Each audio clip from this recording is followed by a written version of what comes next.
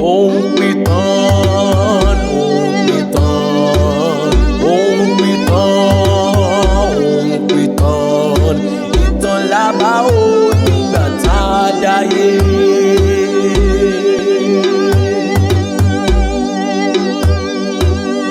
Àbá ìtàn àwọn ẹni mímọ́, àbá ìtàn àwọn ẹni àtàtà, àbá ìtàn àwọn akọni.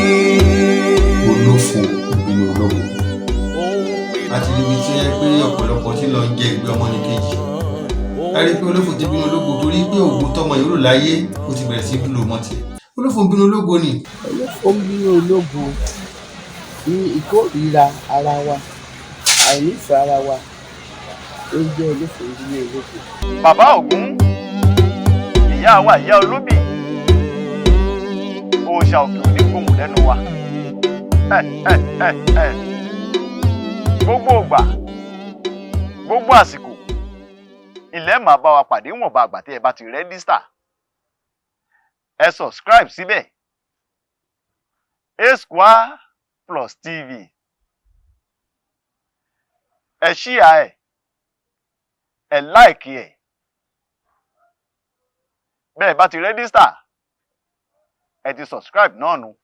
Ọ̀pọ̀lọpọ̀ ọmọ Ẹ̀gbá ní ọmọ pé ibì kan wà tí wọ́n ń pè ní Igbó Ẹ̀gbá. Nígbà náà lọ́wọ́ ṣé ẹ rí ọ̀rọ̀ ìjà Ògún àti Ṣàngó ó ń ṣe nǹkan kékeré. Nígbà tí Ògún lọ sí ojú ogun ó tó dé Ṣàngó àti gbàyàwó ẹ̀. Láti Mátíù orí kìíní tí a kà á síwájú dáadáa, gbogbo bí ìgbésí ayé Jósẹ́fù àti Màríà àti bí àwọn áńgẹ́lì Ọlọ́run bí wọ́n ṣe bá Jósẹ́fù sọ̀rọ̀ ìtàn bẹ.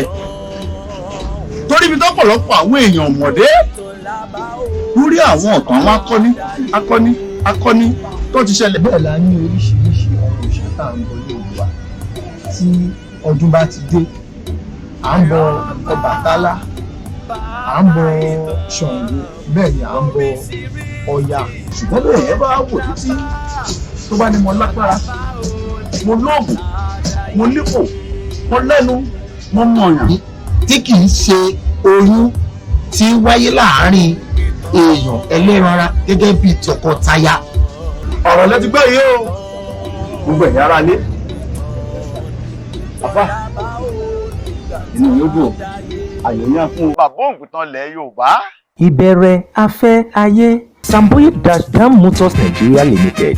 Ìwọ tí ò ń fẹ́ láti ra ọkọ̀ tí yóò fi ọ́ lọ́kàn balẹ̀ fún iṣẹ́ ni tàbí lílò ìtara ẹni, tètè kàn sí Samboye Dam Motors Nigeria Limited. Wọ́n wà ní 136 Agege Motor Road, Baba Olóòṣà, Mushin, tàbí nọ́mbà 9 Adédọjà Street, Mushin, Lagos. Ẹ pè wọ́n sórí àwọn ẹ̀rọ ìbánisọ̀rọ̀ yìí 07058097288 tàbí 08127693860.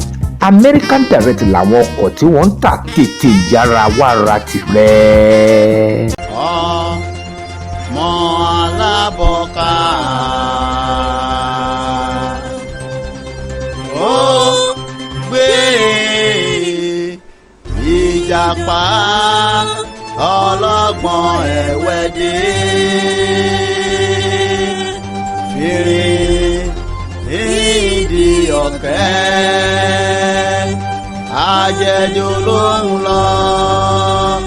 Fèrè ìdí ọ̀kẹ́ tìrókò ọkọ̀ yanrìnbó. Tí a bá ń sọ̀rọ̀ nípa ìtọ́jú nílànà ìbílẹ̀, lílo ewé àti egbò, ọ̀gá ni ọmọ Ògún Tradomedical Healing Center. Wọ́n ní ìmọ̀ nípa à ń ṣe àyẹ̀wò àti ìwòsàn, à ń bẹ lọ́hùn, rọpárọsẹ̀, ìtọ̀ ṣúgà àti gbogbo àwọn tó ń dẹ̀ẹ̀dá láàmú lágọ̀ọ́ ara. Wọ́n tún ní àwọn àkànṣe àgbo ìbílẹ̀ tí wọ́n ti ṣe lóríṣiríṣi tá a ti ṣe kalẹ̀ bíi agroma bitter, bola flusher, 1 hour tẹ́lẹ̀ wà fún gbogbo àrùn tó ń da láàmú lágọ̀ọ́ ara fún ìwòsàn tó péye. Ọmọ Ògún Tradomedical Healing Center lábẹ́ aláṣẹ Chief Dr. S.O. Ògúndìjọ, wọ́n kà sí number 4/10 Ọláolúwa Street, ojú abẹ́rẹ́ area, àránṣolúwa bus stop, ìlógbò ọ̀tà, ìpínlẹ̀ Ògùn, àti ẹ̀ka wa 12/14 Babatunde Street, Taylor bus stop, Ìjẹ̀gùn Ìkọ̀tún, Lagos. Fún ìbéèrè ẹ pè ọmọ Ògún Tradomedical Center sí ojú òpó 08034789499 08034789499 tàbí 08023442628 08023442628. ògo wa ti ń tàn, ògo wa ti ń búyọ, ìràwọ̀ wa ti ń tàn ní gbogbo ìgbà. Olódùmarè ò ní jẹ́ ó kú. Orúkọ tèmi ni Olúwa ló ń ṣọlá mi fún mi ọmọ Sàlàkọ. Ẹ jẹ́ ká wo ayé ìsìn, gbogbo ẹ̀ ṣẹlẹ̀ lọ́tún ń ṣẹlẹ̀ lósì, ibi ń ṣẹlẹ̀ níwájú, ibi ń ṣẹlẹ̀ lẹ́yìn. Boko Haram, herdsmen, àwọn tó ń fipá báni lò, àwọn tó ń fi ìkan ọmọ ènìyàn ṣògùn owó, àwọn tó ń ṣe gbogbo ẹ̀ tó ń bayé jẹ́ ó pọ̀ lẹ̀. Àwọn Yorùbá wọ́n ní ọmọ ọ̀kà iná padà wá jèrè ìkà, ọmọ olóore náà padà wá kẹsàn eré. Kọ́ mi ní Chief Owólabí Razak. À ń fìgbé èèyàn jẹ búrẹ́dì ni, àbí èèyàn tí ló ń fi owó ra owó lọ́wọ́ àwọn ń bá rà gbáwọn tó ń fún wọn lówó káìsìkí ẹ̀ lè máa jẹ́ tòun. Ìwà apanilára ni, ìwà àbàyéjẹ́ ni. Gbogbo wa ń lùlù bámúbámú mo yó, mi ò mọ̀ pé bóyá bí ń pẹ́ nìkọ̀ọ̀kan ni. Láyé ìgbà kan nísìn àlá ń gbọ́ Boko Haram, wọ́n yin bọ́ǹbù lọ́tún, wọ́n yin bọ́ǹbù lọ́sì. Nígbò tún yá nísìn kidnapper là ń rí, wọ́n yin bọ́ǹbù mọ́, odidi èèyàn náà jí gbé. Ẹni tó dágbére fún yàrá pé mò ń lọ bí iṣẹ́ kó tó padà dé, wọ́n á ní wọn rí mọ́. Bàbá tó ní mò ń lọ sóko fún àwọn ọmọ ńlé kó tó padà dé, wọ́n á ní wọ́n ti pa sóko. Kí ni gbogbo làlá ń lọ? Bíbélì dẹ̀ ni ẹni bá pa ní padà, ìpadà náà là ń pọ̀ òun náà. Àdúgbò náà jẹ́ ká mọ̀ pé alíjà sáwúlà lè sàn fábí àlàyé rọ́bì kú mọ́túkà ziban. Gbogbo nǹkan tí ẹ̀yìn náà kálukú bá ṣe pátá ni ó gbẹ̀sẹ̀. Ẹ̀tì àbáláyé gan táwa gan sì yóò fọwọ́ sí. Torí gbogbo ẹni tí fẹ́ ń bá fojú èkùrọ́ fa ikí ń polúwa rẹ̀ jẹ́ òbílẹ̀ jẹ́ ẹran lẹ́lẹ̀ ní fápẹ́rú wọn. Orúkọ mi ni Dr. Ọlájídé Animasha. Olófo ń bínú ológo. Àwọn tí wọ́n jẹ́ olófo ọ̀bàyéjẹ́ ni wọ́n. Gbogbo nǹkan bí nǹkan ibi tó ń ṣẹlẹ̀ láyé ìsìn, àwọn tó jẹ́ olófo yẹn ló wà nídìí ẹ̀. Bàbá òǹpìtàn lẹ̀ Yorùbá Abíọ́dún Adékìítán. Àmọ́ kinní kan ni mo fẹ́ jẹ́ kẹ́ ẹ máa rántí, kẹ́ ẹ fi sọ́kàn yín dáadáa bẹ́ẹ̀ bá fẹ́ máa rí gbogbo iṣẹ́ wa wò. Ẹ bá wa dòwò pọ̀. Ẹ bá wa dòwò pọ̀ lórí ẹ̀rọ alátagbà wa o. A2+ TV. O ẹ rẹ́dísítà síbẹ̀. Níwọ̀nba àgbà tí ẹ bá sì ti rẹ́dísítà, ẹ ti subscribe náà nù. Ẹ share ẹ̀, ẹ like ẹ̀. Olókè méjì ni ẹ ká lọ rí o, olókè méjì ni ẹ ká lọ rí. Ẹni mọ̀nà ló yẹ ká tẹ̀lé bí wọ́n bá ń sọ nípa ìwòsàn ìbílẹ̀ tó dáńgájíá. Tí kò lẹ́jà ń bákan nínú, tí wọ́n kọ́ṣẹ́ mọṣẹ́ gba ìwé ẹ̀rí dókítà oníwòsàn ìbílẹ̀ tó dúró re. Kò sí iléeṣẹ́ méjì bí kò ṣe iléeṣẹ́ olókè méjì Herbal Center lábẹ́ aláṣẹ wọn dókítà Fọlárunṣọ́ Oyinlọ́lá. Irú àìsàn wo ló ń bá ọ fínra tó ti sọ̀rọ̀ tínú lórí rẹ̀? Ìròyìn ayọ̀ rẹ o. Iléeṣẹ́ olókè méjì Herbal Center ti wà níkàlẹ̀ láti fi tewétegbò ṣe ọmọ aráyé lóore. Àwọn oògùn wọn wà lóníyẹ̀fun, olómi àti oníkóró capsule láti gbógun ti gbogbo àìsàn ara pátá. Àwọn òṣìṣẹ́ àwọn yanrantí. Bẹ́ẹ̀ sì ni àwọn irinṣẹ́ àyẹ̀wò òde òní ń bẹ ní sẹpá láti ṣe àyẹ̀wò fún yín. Ẹ tara ṣàṣà lọ sí iléeṣẹ́ olókè méjì Herbal Center tó wà ní nọ́mbà 173 Baruwa bus stop Ìpájà road Ìyànà Ìpájà. Ẹ̀rọ ìbánisọ̀rọ̀ wa ní 08034751623 tàbí 07018992851. Pẹ̀lú iléeṣẹ́ olókè méjì gbogbo àìsàn ara kan jọ̀gbọ̀n. Lójúbọ òòṣà àwọn nǹkan bíi kóòkì. òǹpìtàn ọ̀rọ̀ balẹ̀ ó dìtàn láìsí ìṣẹ̀lẹ̀ kò sí ohun tí a máa pè ní ìtàn. Bọ́mọdé ò bá tàn á bá àrọ́bá ní bàbá ìtàn. Ọgbọ́n ló gbogbo fi ń kọ́ ni. Ìtàn àṣà àti ìṣe wa ó ṣe pàtàkì kí a mọ̀. Ọpẹ́ lọ́wọ́ OAB production tí wọ́n ṣe àgbékalẹ̀ ètò òǹpìtàn láti máa dá wa lẹ́kọ̀ọ́ nípa ìṣẹ̀lẹ̀ mánigbàgbé tí ẹ̀yin bá fẹ́ kí a mọ̀ nípa ìtàn ìlú yín, ìtàn àdúgbò yín, àwọn akọni ẹ̀dá tàbí ẹ fẹ́ máa fún wa ní ẹ̀bùn lábára ìbéèrè àti ìfẹ̀bùtọrẹ pẹ̀lú ìpolówó ọjà yín lórí ètò òǹpìtàn. Ẹ pè Abíọ́dún Adékìítán bàbá òǹpìtàn sí ojú òpó 08059186128 08059186128. Òǹpìtàn kò ṣeé má gbọ́ ni. Elédùmarè adúpẹ́ o àdúpẹ́ àyè ikú òjò sílẹ̀ fún wa o àwa ṣe tán à ń gbéra lọ ilé wa àwa ṣe tán à ń gbéra lọ ìlú bàbá tó bí alọ́mọ títí dìgbà míì dáàtú máa pàdé lórí Òǹpìtàn ilẹ̀ Yorùbá bàbá Òǹpìtàn ilẹ̀ Yorùbá ń kí wa yí pé láyọ̀ láyọ̀ o.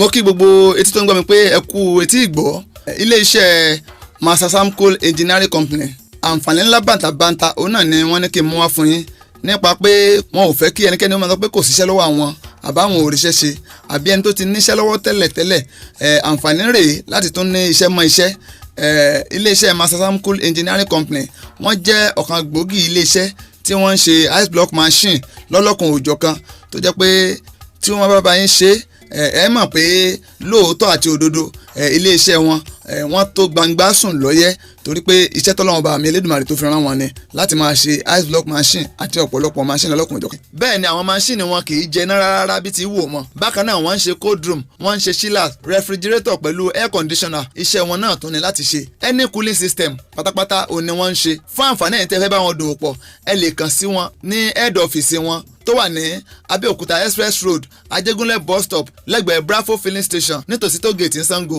wọ́n tún wà ní 933 Abẹ́òkúta expressway Alákòókò bus stop nílùú Èkó ẹ láǹfààní láti pè wọ́n sórí ẹ̀rọ ìbánisọ̀rọ̀ wọn yìí 08066303532 àti 08129110989 ímeèlì wọn ní Master Samcoal Engineering Company mastersamcoal2017@gmail.com. ọ̀gá ni master bẹ́ẹ̀ ni àwọn la ṣíwájú òdodo Master Samcoal Engineering Company tó bá jẹ́ ti ká ṣe kúlì machine lọ́lọ́kan òòjọ̀kan Master Samcoal náà ní kẹ́ máa bọ̀ wá bẹ́ẹ̀ bá bá wọn dòwò pọ̀ aráyé oṣù ọ̀pẹ. mò ń fẹ́ àtìlẹ́yìn ìjọba mo fẹ́ kí ìjọba kan tì mí lẹ́yìn pẹ̀lú àwọn ará ìlú inú dúndùn ló mórí yá wá mo ṣetán láti fara mi sílẹ̀ fún ìjọba tó bá ti rí àwọn tó ní àrùn ọpọlọ bẹ́ẹ̀ kó máa mú wa wá sí ọ̀dọ̀ èmi Ahmed Àkànní gbangba yàrá ikú dáìsí ọkọ̀ olóríṣà ìlú Èkó. májẹ̀mú jẹ́ nǹkan tó lágbára gan-an kò ṣe gbogbo ènìyàn ló mọ májẹ̀mú mo ní ìṣòro alágbára kan tí Ọlọ́run ti ọwọ́ mi gbé kalẹ̀ tó pè ní májẹ̀mú fún mi ìyẹn ni a máa ń ṣe ní Thursday tó gbẹ̀yìn oṣù every last Thursday of the month la máa ń ṣe programu yìí tí Ọlọ́run dẹ̀ ń tú ìdè tó dẹ̀ ń já ìdè níbẹ̀ kò sí irú àìsàn téèyàn gbé wá bẹ̀ tó bá ti wá pẹ̀lú ìgbàgbọ́ rẹ̀ á rí ìdárayá lọlé rẹ̀ òun wọ́mọ ni yálà òun wáṣẹ́ ni òun wọ́kọ ni kò sí ibùjókòó fún ẹni kò sáde orí fún ẹni kò sí irú ìṣòro kíṣòro tó lè gbé wá síbẹ̀ nípasẹ̀ ìgbàgbọ́ rẹ̀ Ọlọ́run á dá ẹ láre kó tó lọ. orúkọ mi ni Ìyá Ọ̀ṣun Àmọ̀pé ti ìlú Mùṣin.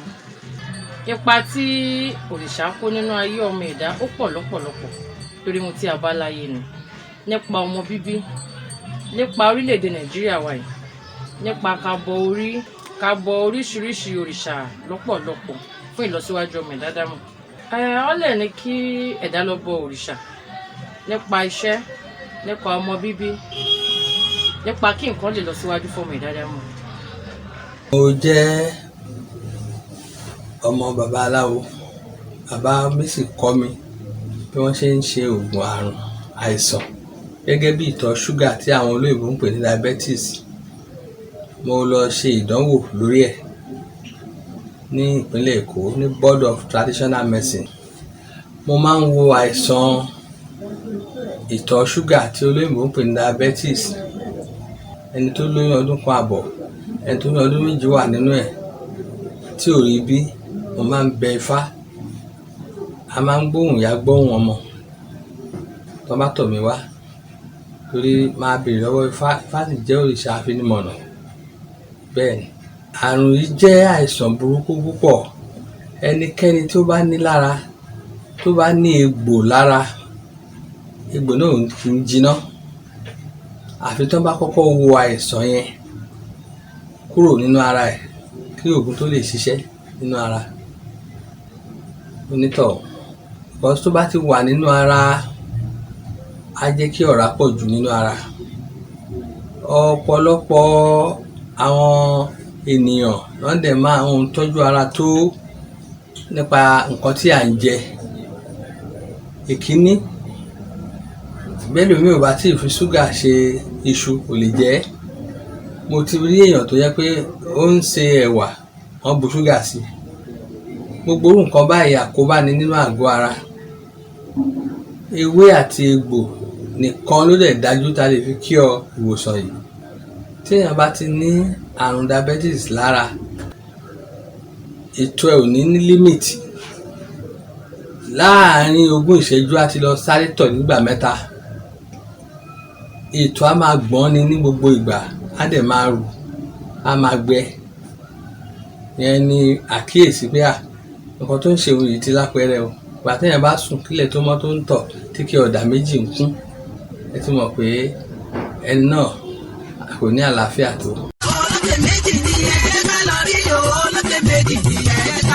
Ẹni mọ̀nà ló yẹ ká tẹ̀lé bí wọ́n bá ń sọ nípa ìwòsàn ìbílẹ̀ tó dáńgájíá. tí kò lẹ́jà ń bákan nínú tí wọ́n kọ́ṣẹ́ mọṣẹ́ gba ìwé ẹ̀rí dókítà oníwòsàn ìbílẹ̀ tó dúró re. Kò sí iléeṣẹ́ méjì bí kò ṣe iléeṣẹ́ olókè méjì Herbal Center lábẹ́ aláṣẹ wọn dókítà Fọlọ́runṣọ́ Oyinlọ́lá. Irú àìsàn wo ló ń bá ọ fínra tó ti sọ̀rọ̀ tínú lórí rẹ̀? Ìròyìn ayọ̀ rẹ o. Iléeṣẹ́ olókè méjì Herbal Center ti wà níkàlẹ̀ láti fi tewétegbò ṣe ọmọ aráyé lóore. Àwọn oògùn wọn wà lóníyẹ̀fun olómi àti oníkóró capsule láti gbógun ti gbogbo ẹ̀sùn ara pátá.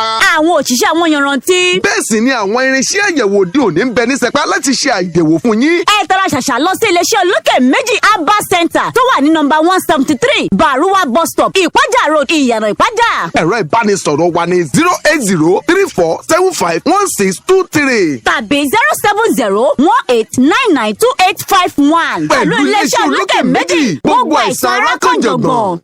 Ayé ò tán lọ bí ọ̀pá ìbọn, kò ṣe é dúró wò ní wọ́n máa ń sọ. Kò sẹ́ni tó lè wẹ̀kùn ayé já, ogun láyé yìí ò ẹ rọra. Bí o ṣe yan ẹnìkan ò lè ṣe mí, ọ̀rọ̀ ayé kúrò ní báyẹn. Ọlọ́wọ́ kan kọ̀rọ̀ tẹ́rí yẹn o, ohun ẹni tí ó fi kọ́ ni. Ogun láyé yìí ò ẹ fúnra o. Ayé ò tán lọ bí ọ̀pá ìbọn, kò ṣe é dúró wò ní wọ́n máa ń sọ. Kò sẹ́ni tó